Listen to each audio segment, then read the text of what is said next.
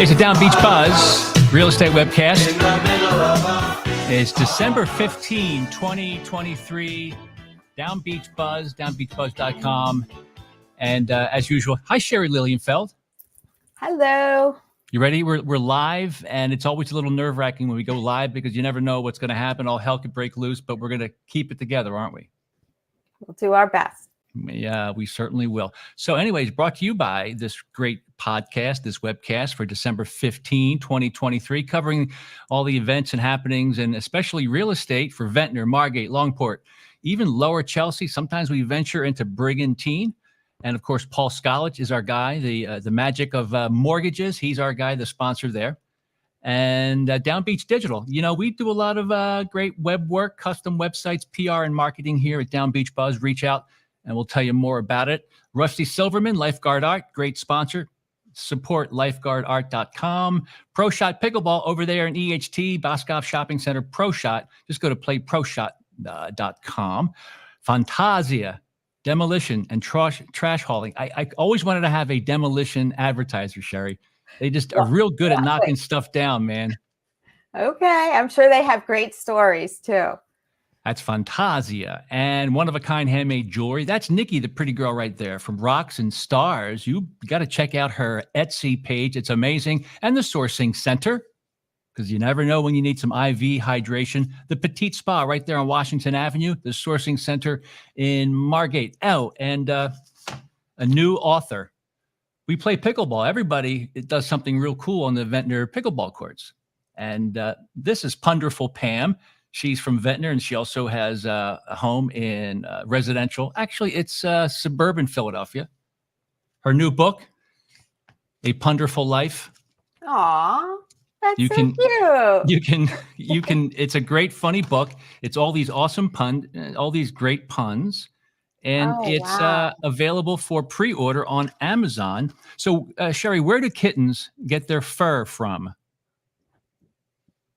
I don't know. I didn't know I was going to get quizzed either. Otherwise, I would have researched some stuff. So reading the brand new Punderful Life book from Punderful Pam, letterer. Well, where do kittens get their fur from? That would be a catalog. You like that? Oh my God, I love it. I want to get that book. That sounds so much fun. That is just like a fun party thing, or when you're just sitting around with your family, you want to just get a few laughs. I think your family would like that stuff because they like South Park and stuff like that. But these are some of us. Why was the cat thrown out of the casino? I don't know. Please do share. He was a cheetah. Okay. You enjoy this stuff. Anyway, let's get down to business. The Punderful Life by Punderful Pam Schuster, letterer, and available for pre-sale now at Amazon. And we're all fine books are sold one day, maybe. Awesome. She's doing well. Yeah. Good person. All right. Time for business. I think you have some great stats here from the lovely town of Margate, New Jersey. You have a little bit of experience in marvelous Margate, don't you? Sherri Lilienfeld of EXP. I do. So I want to just say I'm changing up the way I do my market stats. I'm going to have more graphs, and this information is from something called Realtors Property Resource. It's just available to realtors. It includes listings and public data depending on the graph. And the other thing I wanted to say is I can email this to anyone if you want this data. So if you hear it and then you say, oh my God, I missed that. What did she say? I can email you the reports, or my reports are also available on my website under the resources tab, market trend report. So I do really try to make this data available after the podcast. So yeah, reach out to me, realtysherri@gmail.com, and I'll send it to you, or I'll do a customized report. So enough with that.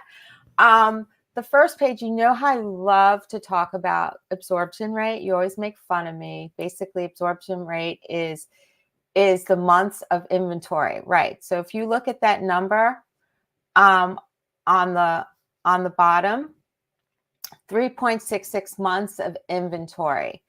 That's pretty low. And then if you look at the colored line on the top where it says blue is seller's market, light blue is balanced market, buyer's market. 3.66 months of inventory is more of a seller's market. That means there's a very small inventory for the demand that is out there.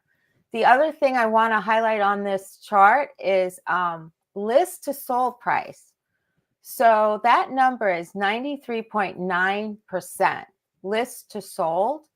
So that means that, you know, that the properties are trading pretty close to the list price. It's still a little bit below. When we look at Ventnor, we'll see a little bit more tightness there. And the median days on the market is 11. So that's pretty quick. So those are the homes though, but for the median sold price of 1.418 million. Those are going pretty quickly. The homes that are close to a million, 1.5 or less, they're going pretty quickly and pretty close to the list price, but still very low inventory. So I just want to show you the next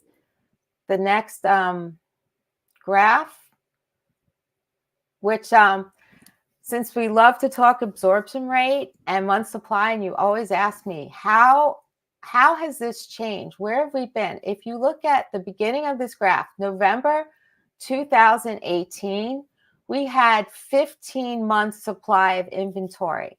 That spiked up to close to 20 in there. But now if you look at how the graph decreases over time, starting from July 2020, see how it drops around July 2020 to below 5 months. So we had a really big drop in inventory. And if you look up on the top, there's a block, it says 12-month change. The 12-month change is negative 30.9%. That is how much our inventory has changed. And I just want to highlight, this is all just for single family homes, and this is just based on the listings. But very low inventory. You can see how we've dropped since 2018. Okay, so the next slide. Now let's look at the median estimated property value. This chart is based on both public records and listings. So if there's anything that traded outside of the MLS, it's also recorded here. Median is, I used to do when I did my numbers an average, but average takes into account everything and then averages it out, where this is the median, where there's an equal number of homes above and below. The median estimated value for Margate homes is a little over $1 million, 1.048 million. But you can look at this again, if you look at the chart, the blue line is Margate.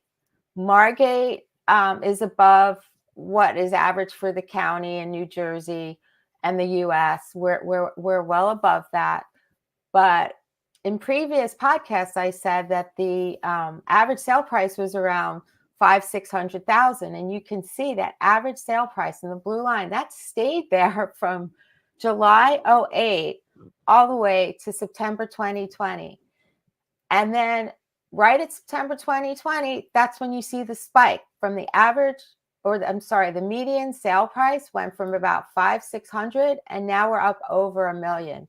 So big spike since September 2020. So these are new listings. These are the new listings that came out in the last month. So the new listing prices are, the median price is $2.024 million.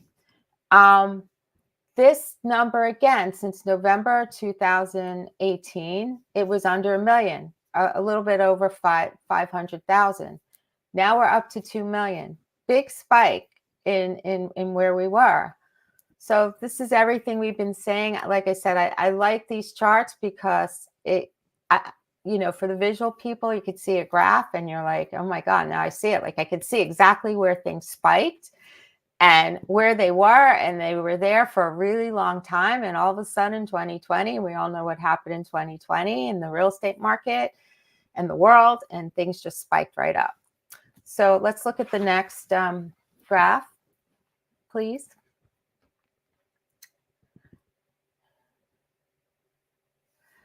So these are active listings. This is what's in the MLS. I just crack up how the median list price is exactly at 2 million. But again, it was pretty stable under $1 million for the average list price. And then again, so from November 18th, it was a straight line pretty much till you hit a little bit after February 2020. And then you can see how it just climbed up. And now we're at 2 million. So our average list price for the longest time was under $1 million. Now the average list price is 2 million. And that has to do with the new construction.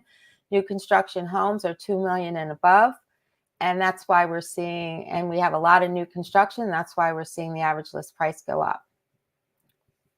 Okay, next.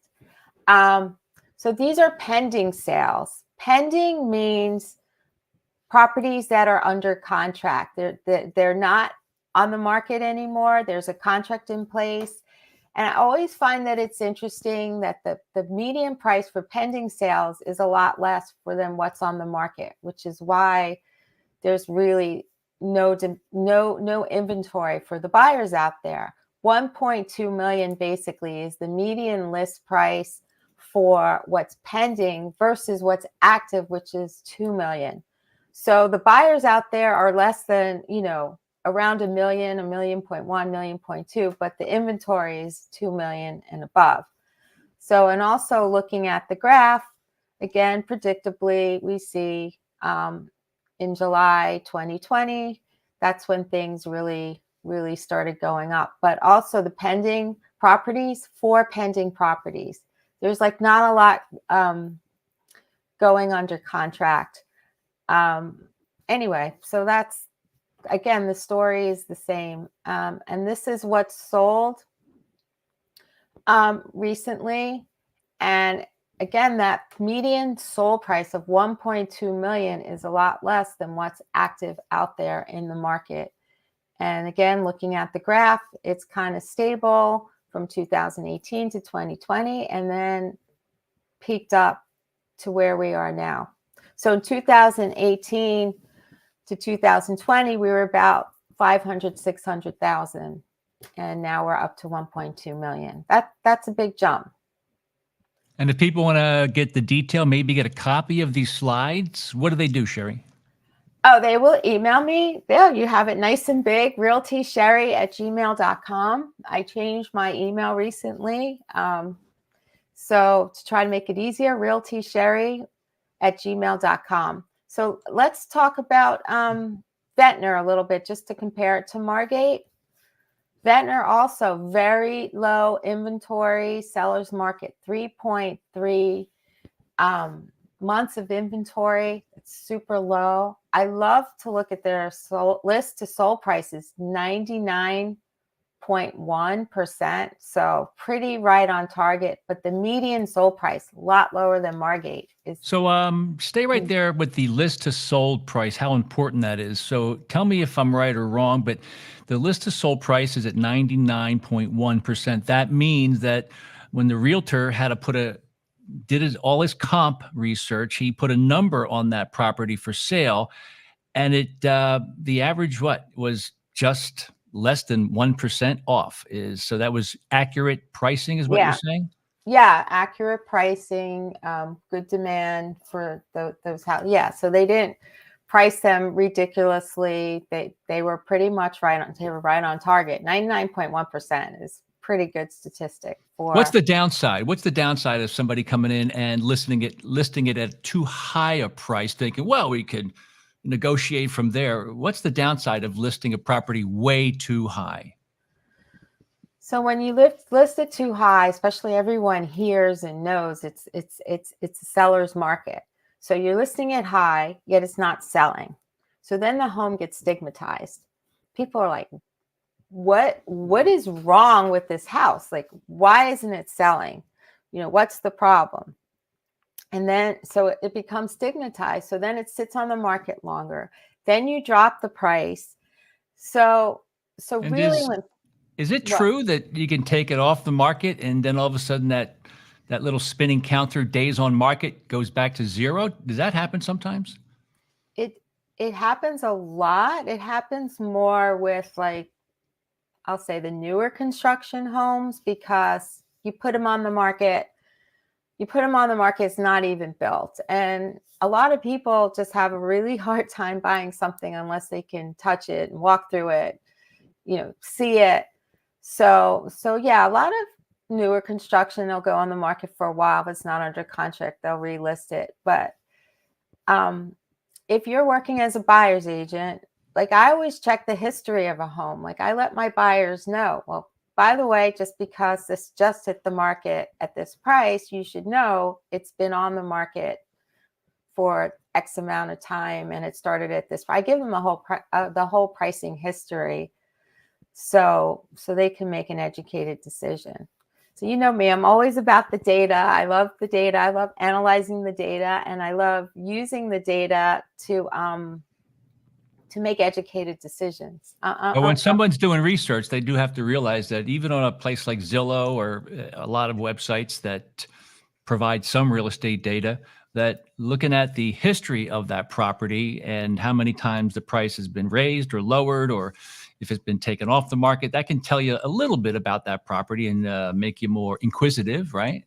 It makes you more inquisitive. I mean, it's not necessarily always a bad thing. Like, for example, like I said, if a builder puts a property on the market, like, there's a long lead, there's a year in there, and a lot can change. And sometimes they just change the price based on the market. It's not that there was anything wrong with the house. It's just the market changed, or they decided to do different upgrades, or just different things. But yeah, if there are homes out there that are not new construction and they were just put out and they were too high. Yeah. So Sherri, I didn't mean to interrupt, but there's another chapter here in A Punderful Life, now available for pre-order on Amazon. Sherri Lilienfeld of eXp Realty. What did the ice cream say to the cone? I'm so bad at these puns. I have no idea. What? The answer is, do me a flavor and I'll give you the scoop.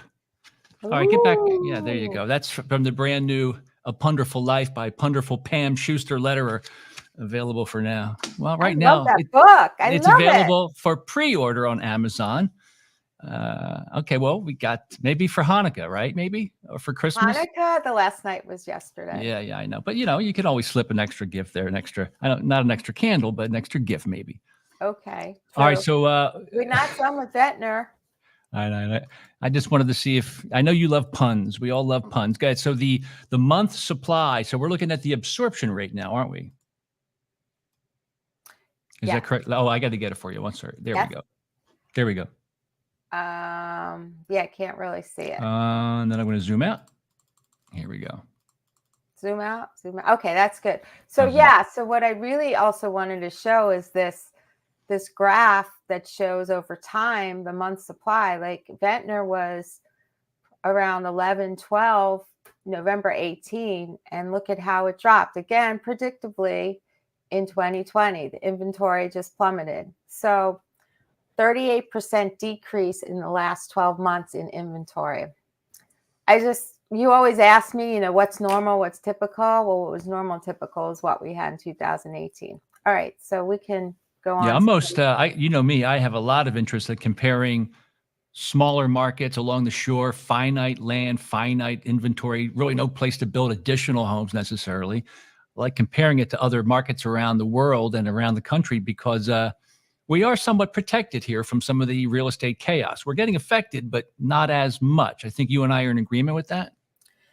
Yeah, and the other thing is the cash, like mortgages and interest rates, because a lot of people will just pull out money from other investments and then use that to purchase their second home. Look, if you're spending, let's be reasonable, you're spending $1 million, $2 million or more on a second home, chances are you have a good amount of discretionary income. And there's a high percentage of those who purchase a home along the shore, a high percentage pay cash, no mortgage involved, is what I mean. Well, it's either cash or without a mortgage contingency. So they'll still get their financing, but they get it in different ways, and they don't make the deal contingent upon getting it. It's not as critical as it is like for for your primary home where you're very tight paycheck to paycheck, and that monthly payment is really, really important to your monthly expenses and keeping it under control. But down the shore, there's not as much interest or not as much critical awareness of the fluctuating mortgage rates, even though they're starting to tick down somewhere in the low sevens now, somewhere in that ballpark. Yeah, they're coming down a bit. I wish we had Paul on so he could talk about the mortgage market, but in next week, I guess we're going to do that. Yeah, So let's go Paul's back. busy because there's so much activity every time that points, everything. He gets busy all the time. He's always very busy, no matter what the marketplace is like. That's true. He's always busy. And recently we had Triple Play, which is the Realtors Conference, and I saw Paul there. And by the way, that was a great conference. It's New York, New Jersey, Pennsylvania, continuing education. They talked about a lot of things. Actually, the big thing this time was artificial intelligence in the real estate market. So anyway, so let's go to the next, active listings, right? So the active listings, we have the median price. Again, median means equal number above and below is pretty close to 1 million.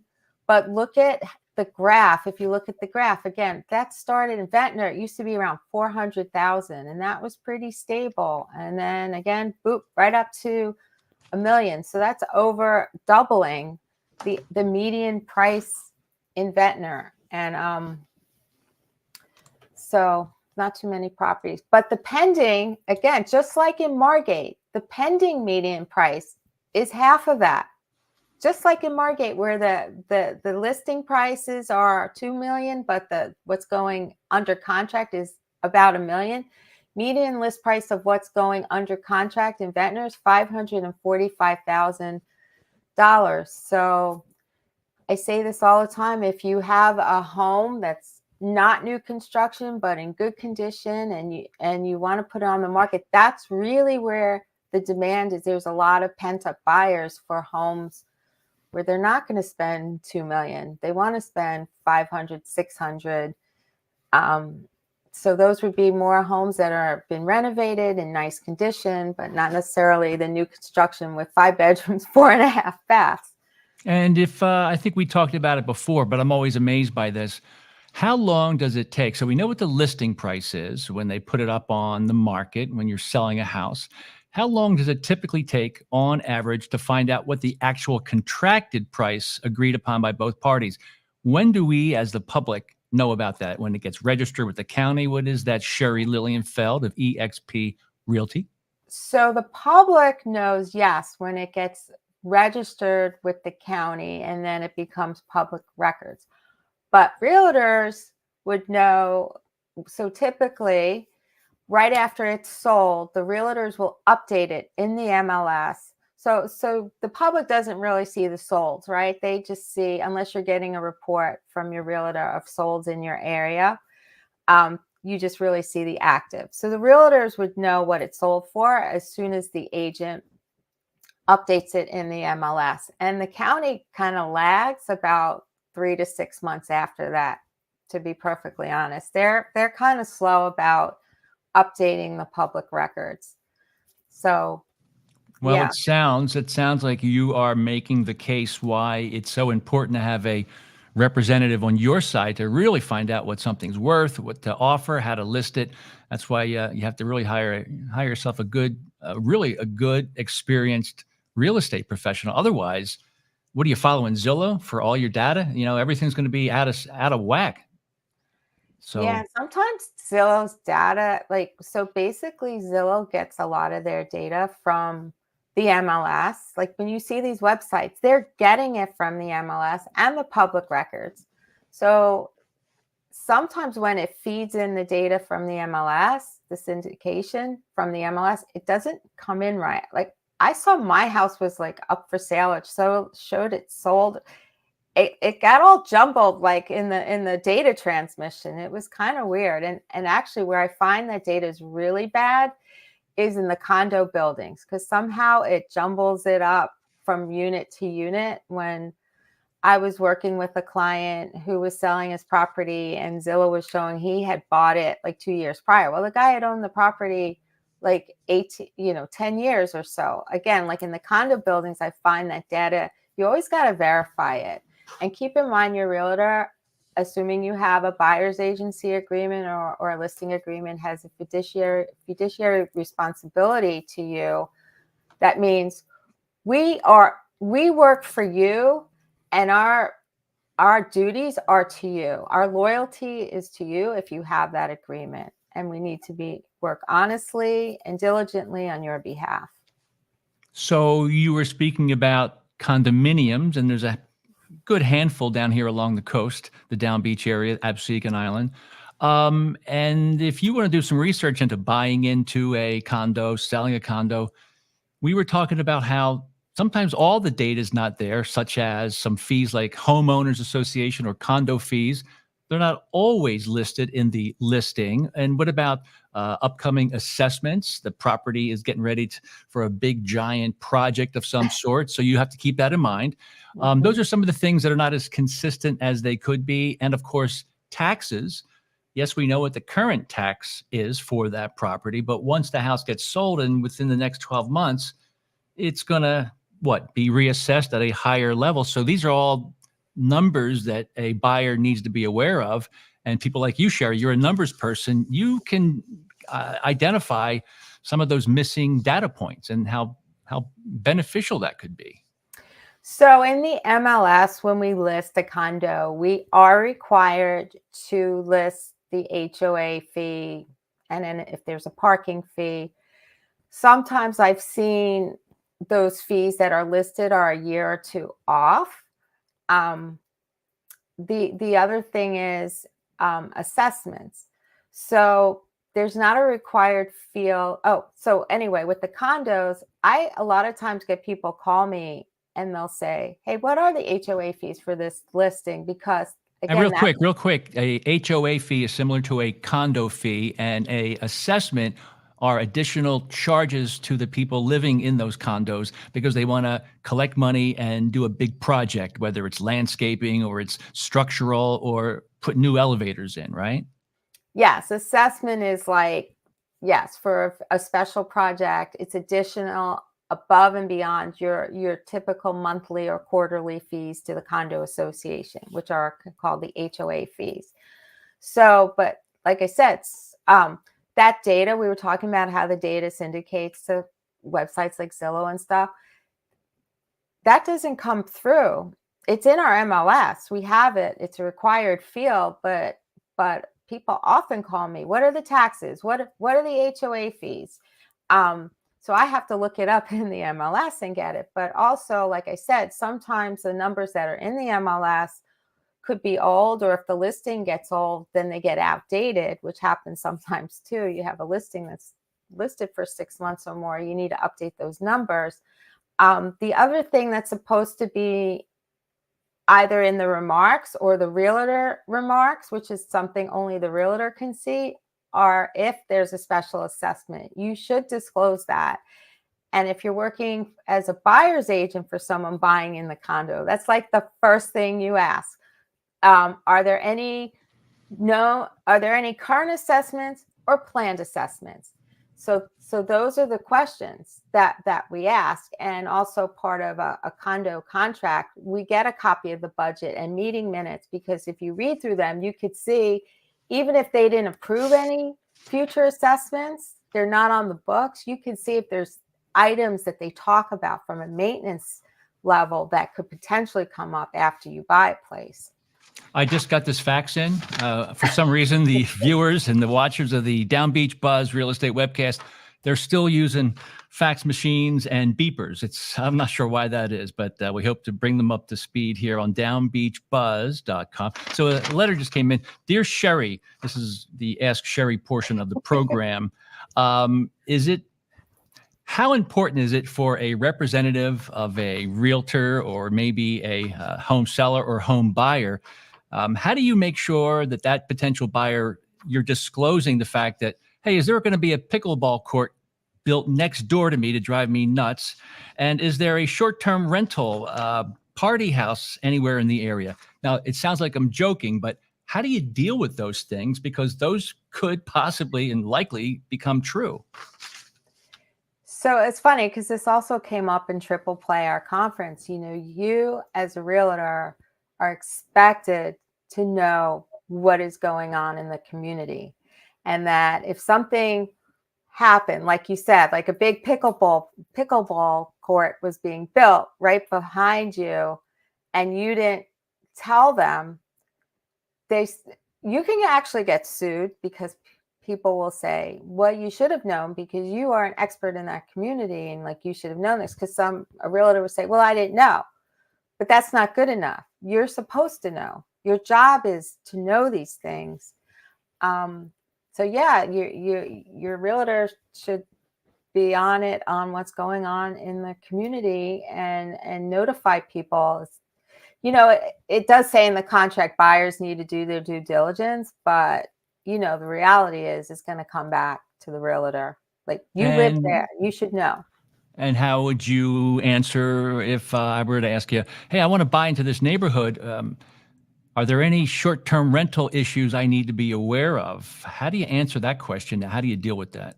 Because there's no trusted source of identifying which houses exactly are renting out short-term, because currently enforcement is a bit spotty at best. How do you protect yourself as an agent?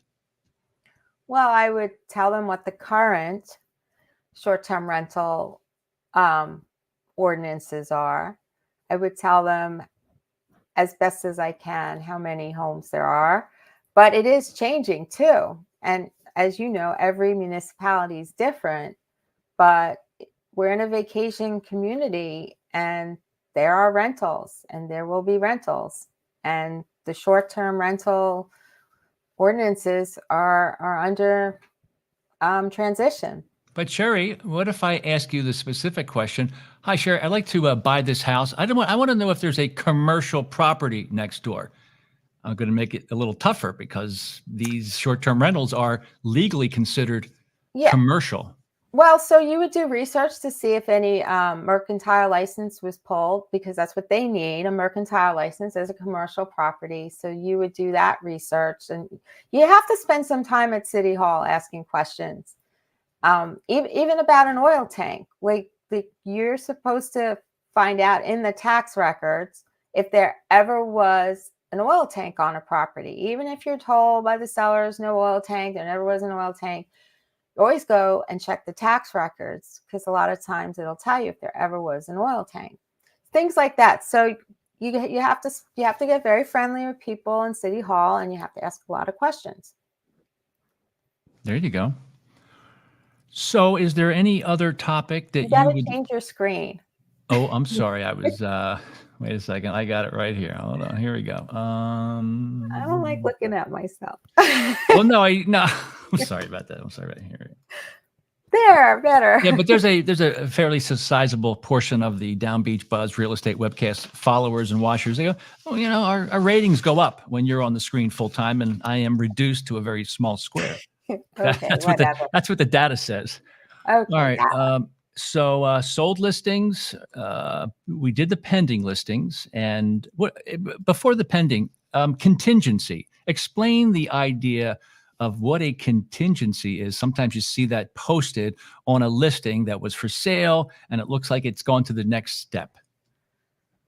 So contingent, so different websites use different words. Contingent really just means there's a contract, but it hasn't been fulfilled yet, hasn't gone to closing yet. It's the same as pending. It's pending certain things. So it is under contract, but there's certain things that have to happen till it goes to closing, but it's under contract. Some states, I think it's Florida, I could be wrong, but some states call it being in escrow, pending, under contract, contingent, or in escrow, because it basically means there's a contract, there's escrow money being held. Yeah, they put down what, good faith? What type of fee is that? A good faith payment of some sort? Yeah, they have, yes, a good faith fee that is going to go then towards the closing when they finally close. A lot of times it's like 3 to 5% of the selling price. But I mean, You don't want to have somebody just take it off the market and not have any skin in the game. Thus, some type of deposit is necessary to show oh that yeah. you're a serious buyer. Does a contingency kind of mean that the market has softened? Because I'm thinking in a real tight, super tight market, nobody would go anywhere near these contingency offers. Okay, so now you're talking about like contractual contingencies, like a home inspection or mortgage contingency. Um, yeah, has it softened? You mean, how are we seeing less of that? I just Um, wanted to know when are they more common? Or it doesn't oh really yeah, matter. when it's more of a buyer's market, you have more contingencies for Oh, yeah, sure. yeah, yeah, yeah. I think That's I didn't I didn't bring that up properly, but okay, I got it. Gotcha, gotcha, gotcha. So the pending median list price of properties pending, now remember, they haven't closed yet, so we don't know what they're actually selling for, but this is median for the list price is 545. And if you look at the graph from November 18th, yeah, we were like a little above 200. That's where we were in Ventnor. And now you keep on going up in time, and now we're up to 545. So again, it's more than doubled since November 2018 to where we are today. Yeah, and the crazy thing is people are doing comps and they are considering what to buy based on numbers that are lagging sometimes by 30, 60, 90 days. What was the actual contracted price? And were there other seller credits or construction credits or other inducements that didn't show up in that number? So once again, I get back to you got to have yourself a qualified buyer's representative, a buyer's agent. It's nuts to think that the buyer's agent is not that important. Oh my God, it's the most important thing right now. I'm just saying. Yeah, and it's becoming more important with what's been going on. And I don't even want to get into that right now, but buyer's agency. And honestly, what that's going to mean to buyers, again, it's not so much of a big deal in the Downbeach market, but people that are buying first time homes or primary homes, that means they're going to need to come up with more cash to pay their buyer's agent when they're already tight with cash to come up with their down money for their property purchases. But anyway. I think a solution will be developed because as a listing agent, do you want to have to do showings all the time and take looky-loos and real estate people checking in? You're gonna say, I need to induce buyers or buyer's agents to help sell the property. So I just think it's maybe a readjustment of how those fees will be handled because Yeah, I it's can't imagine going into the largest investment of your life without representation that's only focused on you, the buyer. very important, buyer's agency. A lot of people don't get it. Like when an agent is a dual agent, they actually really they can't represent either side as effectively as they could if they were just a listing agent or a buyer's agent. You are very limited on what you can say to either party. That's crazy. The whole concept of dual agency in some states, heavy restrictions, sometimes just totally outlawed. But every state is different when it comes to can one individual brokerage or one individual agent represent both sides? And how do you do it? I have a feeling that's going to be affected in all this craziness going on in the Yeah, real we're in estate a space. yeah. Oh, so in some states they call dual agency limited agency. And that actually makes more sense because you are limited in your representation. But anyway, that is what they call it in. When I just have a chat casually with people, very few people fully understand that. Even though they're signing disclosure form, they truly don't digest it because it's exciting to get rid of your house finally Yeah, or buy something. You don't want to get yeah, caught up in all this fine print. yeah. Anyway, Sherri Lilienfeld, make sure to pick up a copy. You I can will. pre-order. You can pre-order now on Amazon. A Punderful Life. It's a great one. Original jokes and puns for kids. And the kid in you, it's all written by a local author. She's here in Ventnor, and she's also in suburban Philadelphia. Pam Wonderful Pam Schuster letterer, and get it on Amazon. It's available for pre-sale. And one more pun, because I know you like puns. Sherri Lilienfeld of eXp Realty. You all set? All set. What does a pig put on a scraped knee? I don't know. Please do tell. Ointment. You love it. See that? It's for the kid in you, even if you're slightly above 7. I do like it. I can't wait to buy one of those books. A Punderful Life right there. And another Punderful, I think we got it all done. Did we get everything done? I think people are tired of us, but the last one, the median estimated property value. Let's wrap this up, Lily. Right. Well, Miss Lilienfeld. That just takes into account public records and listings.